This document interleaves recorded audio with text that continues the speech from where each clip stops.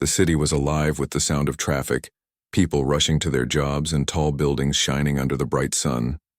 On the very top of one of those buildings was an office that looked more like a palace than a workplace. The glass walls allowed light to pour in, the marble floor shone as if it had just been polished, and every piece of furniture looked expensive.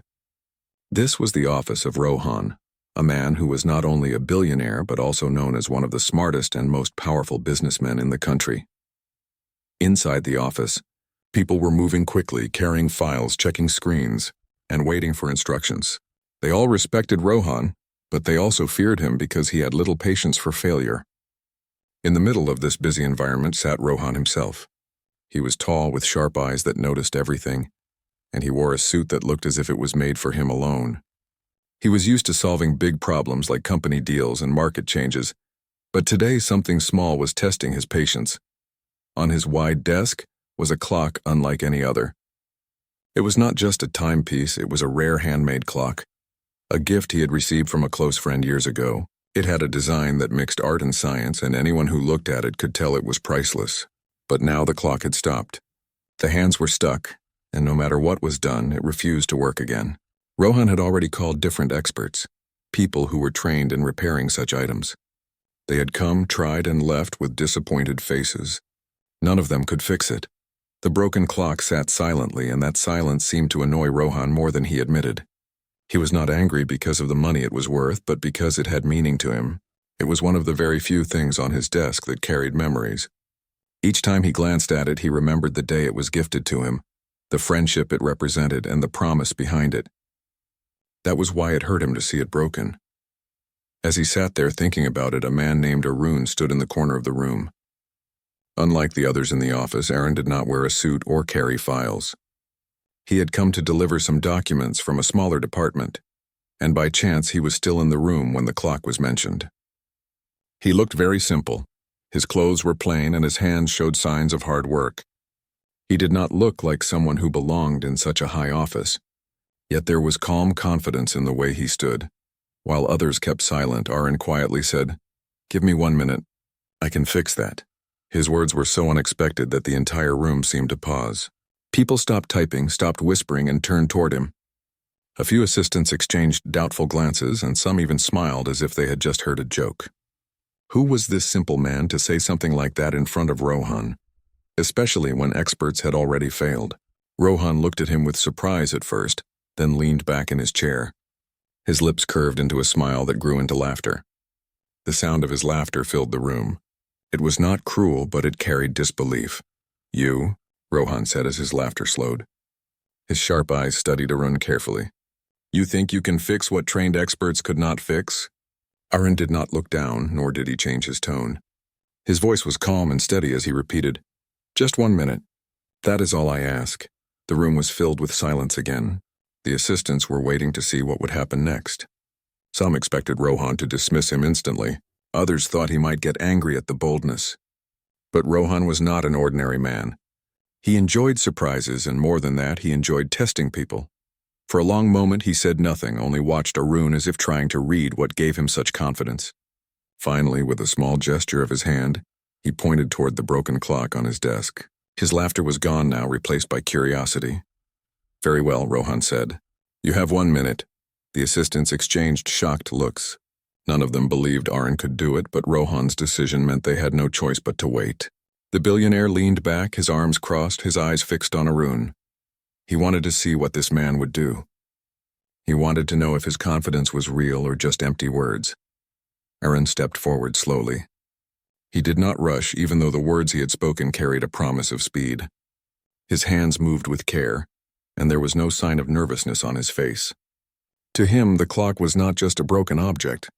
It was a puzzle, and puzzles always had answers. The room was so quiet that even the sound of his steps could be heard. Everyone watched closely. Even the smallest action felt like something important. Rohan did not speak anymore. He simply observed, the smile gone, replaced by silence. His sharp eyes followed every move as if trying to understand what kind of man Arun really was. In that moment, the air in the room changed. What had started as a small, almost laughable statement was now turning into something serious. Arun was about to show if his words carried weight, or if he had spoken too boldly in front of the most powerful man in the building. Arun stood before the billionaire's desk with steady eyes. The clock rested there, still and silent, its golden frame shining under the office lights. Everyone in the room was waiting.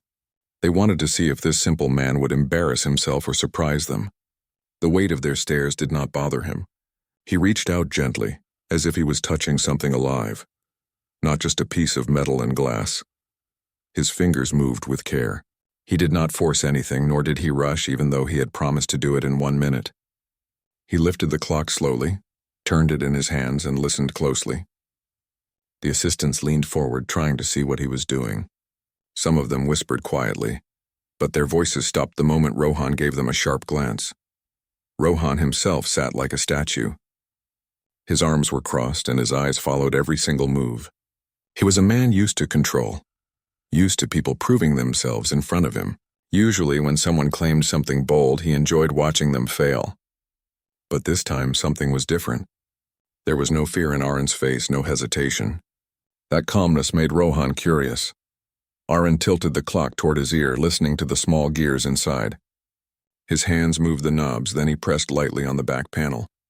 The seconds ticked in his head. He did not seem worried.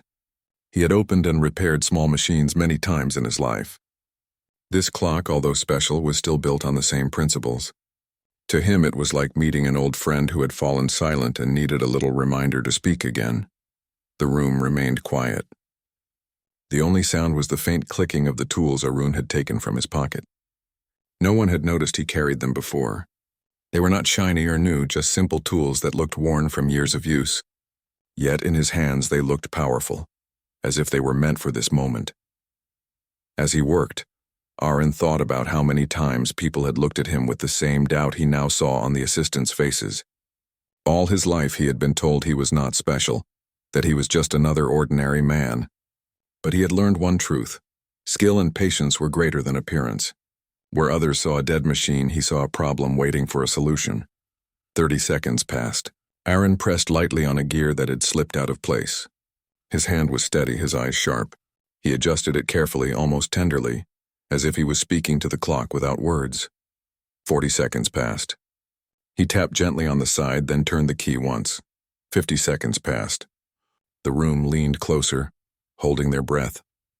At 55 seconds, a faint sound rose from the clock. A soft tick, then another. Then the hands moved slightly. The assistants blinked in surprise. The clock's heartbeat had returned. By the time the minute ended, the golden clock was ticking steadily on Arun's palm, the hands moving as though they had never stopped. The sound filled the room, soft yet powerful. The assistants were stunned.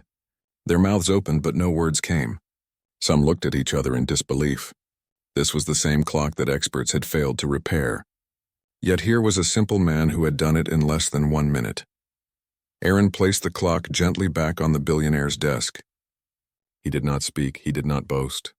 He simply stepped back and waited. Rohan uncrossed his arms. He leaned forward slowly, his sharp eyes fixed on the ticking clock. His face, usually calm and unreadable, now showed something rare: surprise. He lifted the clock, turned it in his hands, and listened. The sound was real. The clock was alive again. For the first time that day, Rohan was silent, not because he chose to be, but because he had nothing to say. His laughter from earlier seemed far away now. His mind replayed the moment again and again. How had this man done what others could not? What gave him such quiet confidence? Finally, Rohan looked at Arun. Their eyes met. For a moment, it was as if the room had only 2 people. Everyone else seemed to fade into the background. "What is your name?" Rohan asked in a voice lower than usual. "Arun," came the simple reply. The billionaire repeated the name slowly, as though testing it. Then he nodded once. "You fixed it in 1 minute." "Just as you said." Arun did not smile. He only said, "Sometimes small problems do not need big solutions. They only need careful hands and patience." The assistants shifted uncomfortably. Some felt embarrassed for doubting him. Others were impressed but did not dare to show it openly. Rohan leaned back again, still holding the clock. His face had returned to calm, but his mind was not calm at all. This was no ordinary encounter. He had met countless people in his life, yet very few left such an. The golden clock ticked steadily on Rohan's desk. and its gentle sound echoed louder than the whispers of doubt that had filled the room earlier. For the billionaire, it was more than the sound of a machine. It was proof that the impossible had just been made possible by a man no one had expected. Rohan's eyes stayed on Aaron, still trying to read him. He had met thousands of people in his life, some clever, some bold, some skilled, but rarely had he met someone who carried such calm confidence in silence. It was not arrogance, and it was not luck. It was something deeper, something that made him curious. "Sit down," Rohan said, pointing to the chair across his desk. The assistants looked at each other in shock. It was rare for anyone to be invited to sit in that chair. It was meant for trusted guests, people of high rank, or those Rohan respected. Yet now a man in simple clothes was being asked to sit there. Aaron did not hesitate. He walked forward and sat quietly. His posture was neither stiff nor overly relaxed. He carried himself with the same calmness as before, as though he belonged there without needing to prove it. Rohan leaned forward slightly. "Tell me, Aaron, how did you know what to do?" The experts tried and failed. Yet you, without hesitation, said 1 minute was enough. What gave you such certainty? Aaron folded his hands gently. His voice was soft but clear. Machines speak to those who listen. Most people try to force them into working. They forget that every machine has its own way. I have spent my life fixing small things, radios, fans, clocks. Each time I learned not to hurry, not to push, only to understand. When I touched your clock, I could hear what it needed. Rohan's sharp eyes studied him even more deeply. There was no pride in Aaron's words, only truth. He spoke as if he was explaining something simple like water flowing or the sun rising. "Interesting," Rohan murmured. He tapped his fingers lightly on the desk, thinking. "You say you spent your life fixing small things. Tell me, where do you work now?" "I work in the maintenance department," Arun replied. "I repair whatever is broken, chairs, machines, lights. My work is not special. I only try to do it well." One of the assistants could not hide a small laugh, quickly covering it when Rohan's eyes turned toward him. The thought of a maintenance worker fixing what specialists could not seemed unbelievable. Yet the proof was on the desk, ticking steadily. Rohan ignored the assistant and looked back at Arun. "Do you enjoy what you do?" "Yes," Aaron answered simply. "It gives me peace. Every broken thing carries a story. When I repair it, it feels as though I have given back its voice." The billionaire leaned back in his chair, his mind moving quickly. In business, he was used to meeting people who wanted something from him, money, connections, or power. Yet Aaron had asked for nothing. He had come in quietly, fixed the clock, and spoke of his work with honesty. That alone made him different from most. For a long moment, Rohan did not speak. The assistants waited nervously, unsure what their boss was thinking. Finally, Rohan placed the clock back on the desk carefully, almost with respect. "Aaron," he said slowly, "you have done something remarkable today, and you did it without asking for reward. That tells me more about you than your words.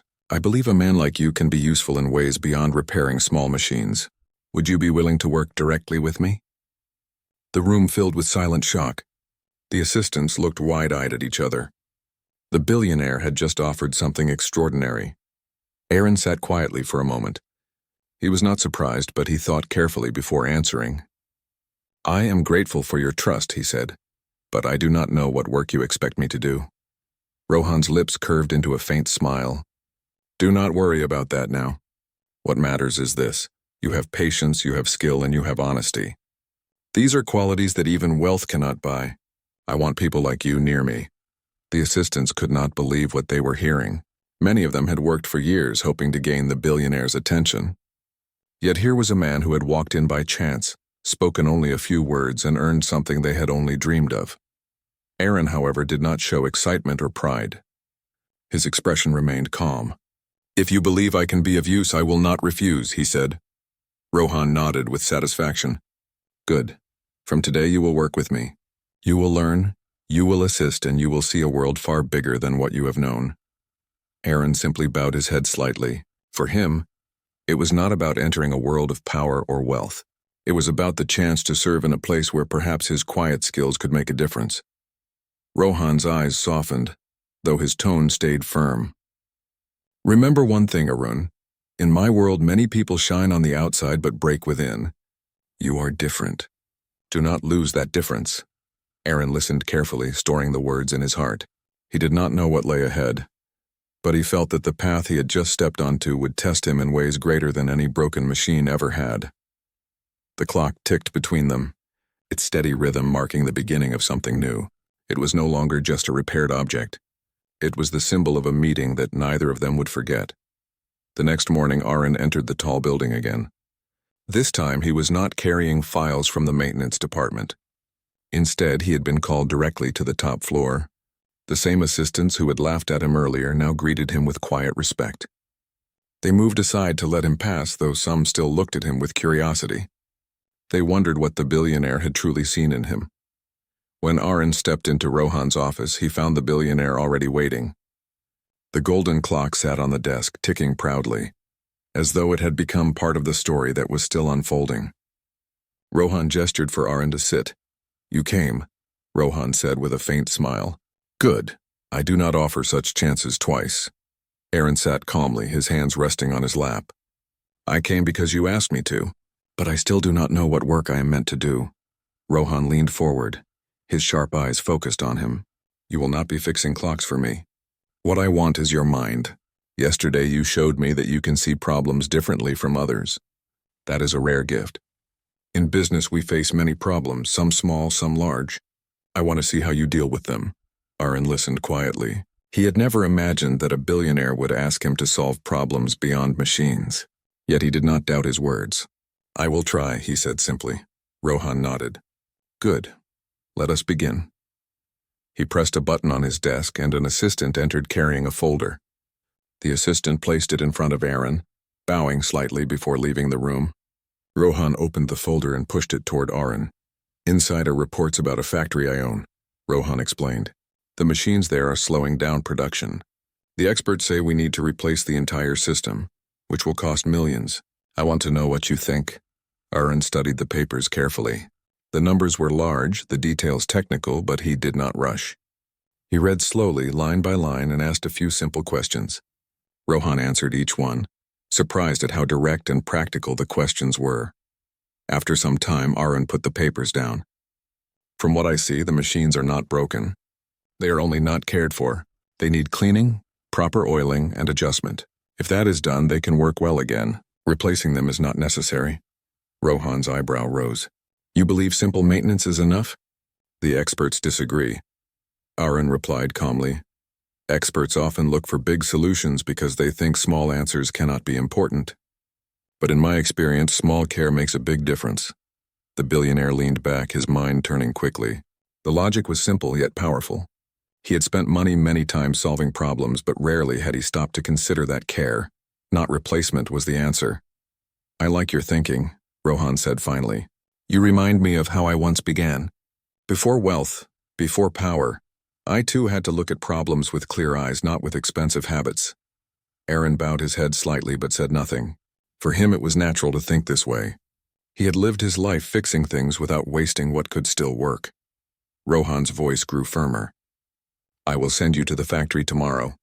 I want you to see it for yourself. If what you say is true, you will not only save me millions but also show me that my trust in you was not wrong." Aaron nodded. "I will go." The conversation ended, but Rohan's thoughts did not. After Aaron left the office, the billionaire sat back and stared at the ticking clock. A faint smile appeared on his lips. The man who had walked in by chance now stood at the doorway of something far greater. The next day, Arun traveled to the factory. The building was large, filled with noise, smoke, and workers moving busily. The machines stood in long rows, their sounds uneven, some grinding, some rattling. The workers looked tired, their movements heavy. When Arun arrived, the factory manager greeted him with confusion. "Who are you?" "We were told someone important would come from the main office." "I am Aaron," he replied simply. "I came to see the machines." The manager frowned. "Machines? Experts already said they must be replaced." "Let me see them first," Aaron said calmly. He walked through the rows, stopping at each machine, listening, touching, and observing. He asked the workers questions not about numbers, but about how long they had worked, how often the machines were cleaned, and what problems they noticed daily. The workers were surprised. No one had ever asked them such things before. They began to open up, explaining how the machines were often left without The news of the factory's recovery spread quickly through the company. In less than 2 weeks, what had seemed like a failing unit was now running smoothly again, producing at full strength. The workers were happier, the machines were stronger, and the losses had turned into gains. All this had been achieved without spending millions on new systems. People in the company whispered about the man who had done it, a man who was not a trained engineer, not an expert, but someone who had fixed the problem with patience and care. Back in the city, Rohan sat in his office, the golden clock ticking steadily beside him. He thought about Aaron often. It was rare for him to meet someone who changed his perspective. Usually, people came to him with polished words and grand ideas, but Aaron came with simplicity and truth. The billionaire had lived his life surrounded by those who wanted something from him, but this man asked for nothing. That made him even more valuable. One evening, Rohan called Arun to his office again. Arun entered quietly, as always, his simple clothes making him look out of place among the polished walls and shining furniture. Yet the moment he stepped in, the atmosphere seemed to shift, as if his calm presence carried its own weight. Rohan gestured toward the chair across from him. "Aaron, you have impressed me twice now, first with the clock and then with the factory, but I want to see more. I want to know how far your way of thinking can go." Aaron sat listening carefully. "What do you want me to do?" Rohan opened a file on his desk and slid it toward him. "This time it is not about machines. It is about people. I have a project that has been delayed for months. The team argues among themselves, progress is slow, and no leader has been able to bring them together. I want to see if you can solve this." Aaron studied the papers. The project involved building a new community center in the city, a place that would provide education and resources for young people. It was something Rohan was funding not for profit, but for goodwill. Yet the delays had made him impatient. Aaron looked up after reading. "You want me to fix the people, not the machines." Rohan gave a small smile. "Yes, do you think you can?" Aaron thought for a moment. "Every person is like a machine in some ways. They break when ignored, they slow down when not cared for, and they work best when valued. I will go and see what the problem truly is." The next day, Aaron visited the project site. The building stood half-finished, the walls rising without a roof, the floor covered in dust and tools. The workers moved slowly, some sitting idly, others arguing about tasks. The air was heavy with frustration. The project manager, a tired-looking man named Ravi, greeted Aaron with little enthusiasm. "You must be the one sent from the main office. Many have come before you. None stayed long." "I am only here to listen first," Aaron replied calmly. He spent the day walking around, speaking to the workers and supervisors. He did not give orders. Instead, he asked simple questions. "Why do you feel the work is slow? What makes you unhappy? What do you think should be done?" At first, the workers hesitated, thinking their words would not matter. But when they saw that Aaron was truly listening, they began to open up. Some complained about not being given clear instructions. Others said their efforts were ignored. A few felt that their small suggestions were always dismissed. Bit by bit, Aaron gathered their voices like pieces of a puzzle. At the end of the day, he called everyone together. The workers stood in a circle, surprised that someone wanted to speak to them all at once. Aaron began quietly. "I have listened to each of you. I have heard your complaints and your wishes. The problem here is not skill or effort. The problem is that you do not work as one. Each of you is pulling in a different direction, and so nothing moves forward. If you learn to respect each other, to listen, and to share ideas, the work will not only be faster but also lighter." The workers murmured among themselves. No leader had spoken to them this way before. Most had given commands or scolded them, but Arun's words were simple and fair. He continued, "From tomorrow, I want everyone to begin the day with 10 minutes together. Each person will share what they are doing and what help they need. No one's voice will be ignored. If we do this, you will see the difference." The manager, Ravi, was doubtful at first, but he agreed to try. The next morning, the workers gathered as Aaron suggested. Each one spoke, and for the first time, they listened to each other without interruption. The arguments slowed, the confusion lessened, and small ideas that were once ignored began to improve the work. In just a week, the project site looked different. The workers moved with purpose, the walls rose higher, and progress became visible. There was laughter during breaks, and even Ravi admitted that he had never seen such cooperation before. When Rohan visited the site, he was astonished. The same people who had been divided now worked like a single team. The project that had seemed stuck for months was alive again. He turned to Arun with quiet admiration. You solved it without shouting, without forcing. You listened, and you made them listen to each other. How did you know this would work? Arun smiled faintly. Machines need oil. People need respect. Without it, both will stop working. Rohan stood silently for a moment, letting the words sink in. Then he said, Arun, you are not just a repairman. You are something far greater. You can fix not only what is broken outside, but also what is broken inside. The workers around them looked at Arun with gratitude. For them, he was no longer just a visitor. He was the reason their work felt meaningful again. Rohan knew at that moment that he had found someone rare, someone who could change not just machines or factories, but the very way people lived and worked. The golden clock had brought Aaron into his life. But now it was clear, the true gift was not the repaired clock. It was Aaron himself. Weeks passed, and Aaron's reputation within Rohan's company grew quietly but steadily. He was no longer seen as the simple man who had fixed a clock. He was now recognized as someone who could understand problems clearly and solve them in ways that surprised even the most experienced managers.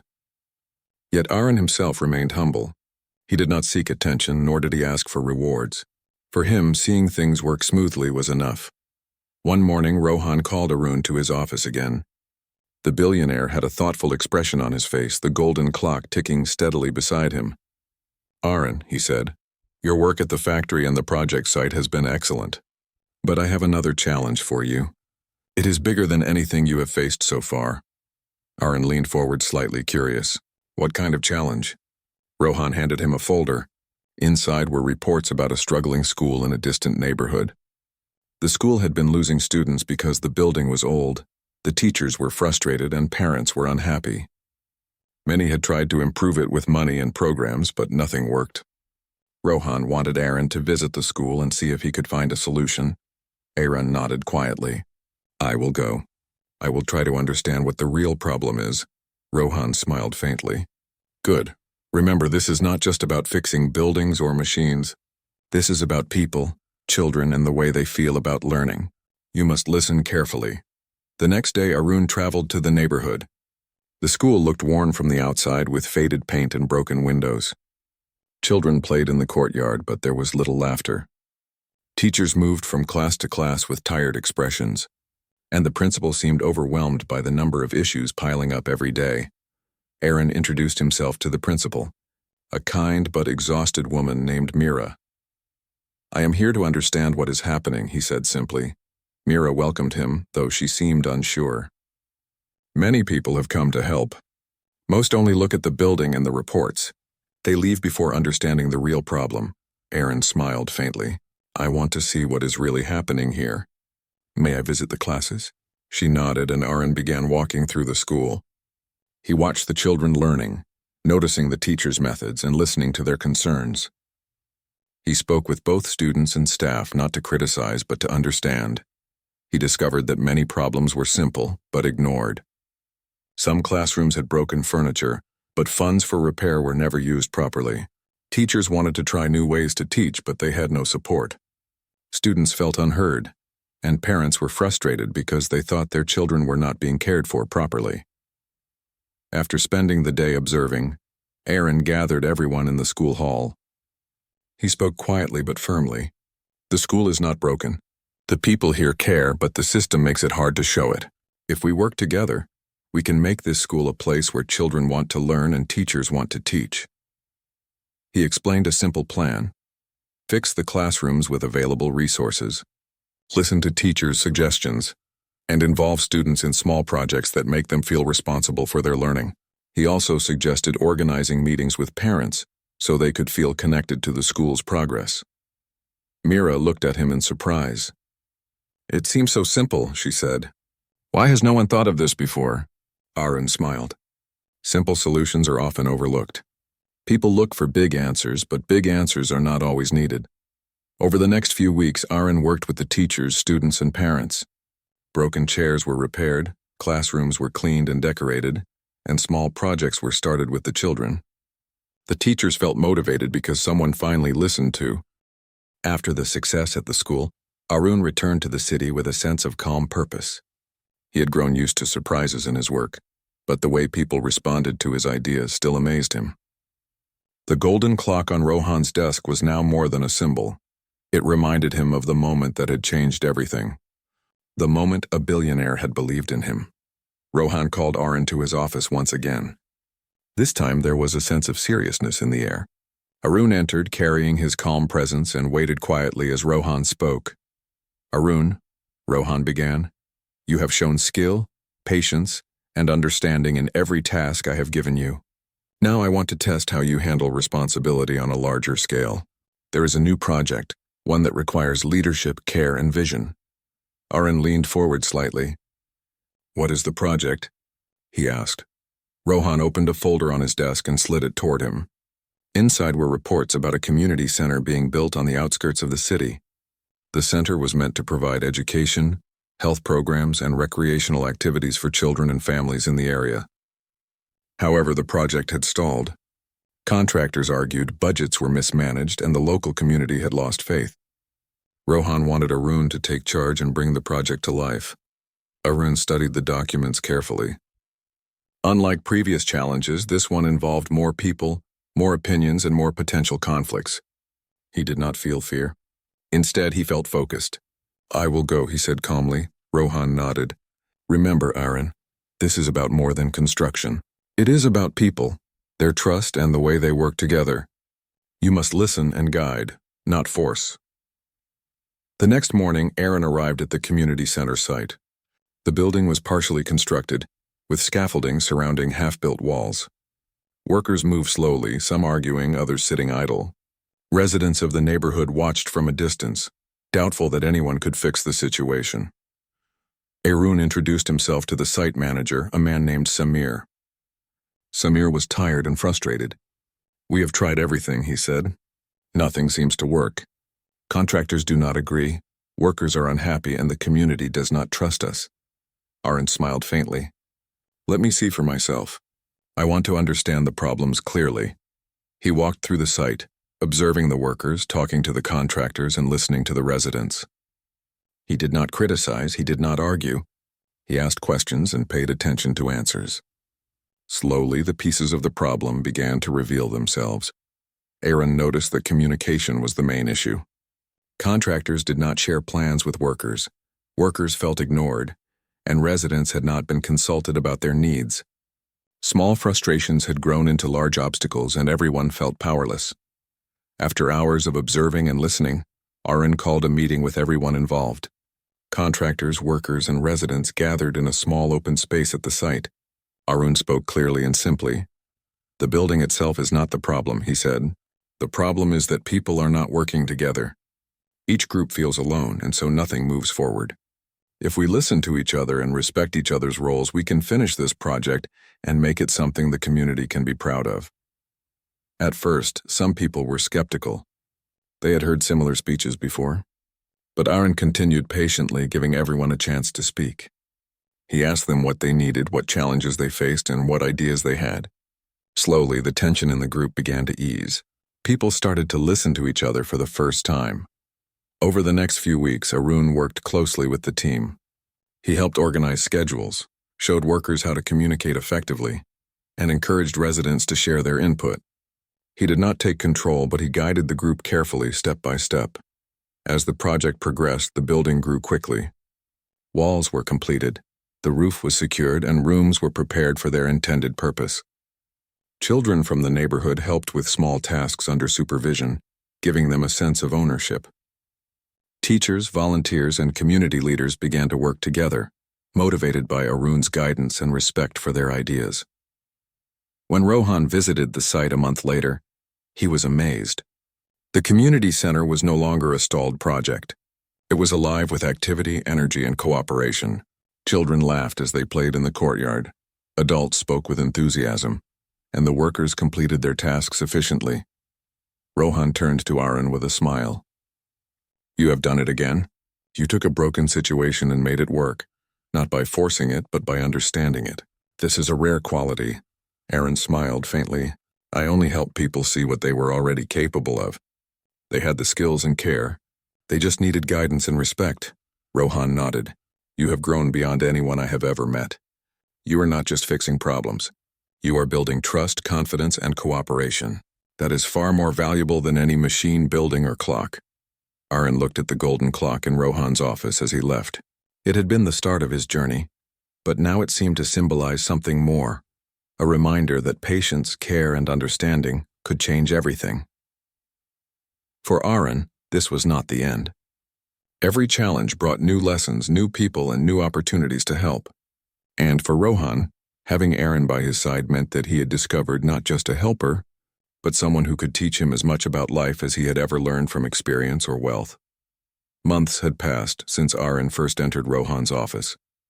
The golden clock on the desk had become more than a timepiece. It was a symbol of trust, patience, and the start of a journey that neither of them would ever forget. Aaron had worked quietly, solving problems, guiding people, and helping projects succeed. Yet he had never sought praise, reward, or recognition. His satisfaction came from seeing others grow, seeing communities improve, and seeing challenges transform into achievements. One morning, Rohan called Arun to his office with a different kind of energy. There was excitement in the air, but also a quiet seriousness. Arun entered carrying his calm presence and waited as Rohan spoke. Arun, Rohan said, his voice steady. You have done remarkable work. Factories, schools, community projects, you have transformed all of them. But now I want to ask you something personal. You have helped so many people, yet you remain humble and quiet. What drives you? Aaron smiled faintly, his eyes thoughtful. I do not do this for recognition or reward, he said simply. I have learned that small care can make a big difference. When people, machines, or places are ignored, they break. I want to help them work again. That is enough for me. Rohan listened carefully. He had met many people in his life, but few spoke with such honesty and depth. Aaron's words were simple, yet they carried wisdom that no money or power could buy. The billionaire realized that he had discovered something rare, a person whose value was beyond wealth or influence. You have changed my perspective, Aaron, Rohan said quietly. You have shown me that real strength comes from understanding, patience, and care. That is something even I have sometimes forgotten in my life. Aaron nodded. Sometimes the smallest actions matter most. A repaired clock, a cared-for machine, a listened-to teacher or student. These are small things, but they create change. Rohan leaned back, his gaze falling on the golden clock. It all started with this clock, didn't it? A broken machine that led to everything else. It seems small, yet it changed so much. Aaron smiled. Yes, it was a beginning. But it was not the clock that mattered. It was the willingness to trust, to try, and to care. The billionaire's eyes softened. I have never met anyone like you, Aaron. Most people want wealth, recognition, or power. You seek none of that, yet you achieve more than anyone else. You remind me that true value is in what we give, not what we take. Aaron remained calm as always.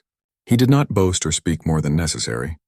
He had learned that actions were more powerful than words, and the results of his work spoke louder than any praise. Rohan continued, I want you to know that your place here is secure. You have proven that your skills, patience, and understanding can change lives.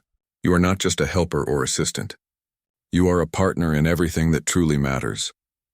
For Aaron, the words were humbling, yet they confirmed what he had always believed. That helping others, even in small ways, was the greatest achievement. He had started with a simple sentence, give me 1 minute. I can fix that.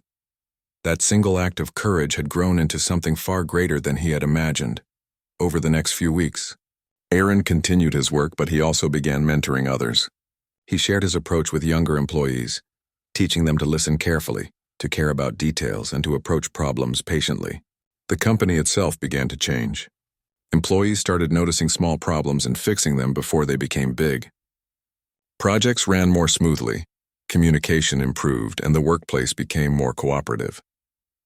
Rohan observed this quietly, realizing that Arun's influence was spreading far beyond individual projects. He had brought a new culture of care and understanding. It was rare and it was valuable. One evening, as the sun set over the city, Rohan and Aaron stood together by the window in the office. The golden clock ticked steadily between them, its sound soft but steady. a reminder of the journey they had shared. "You know," Rohan said, "I have learned more from you than you may realize.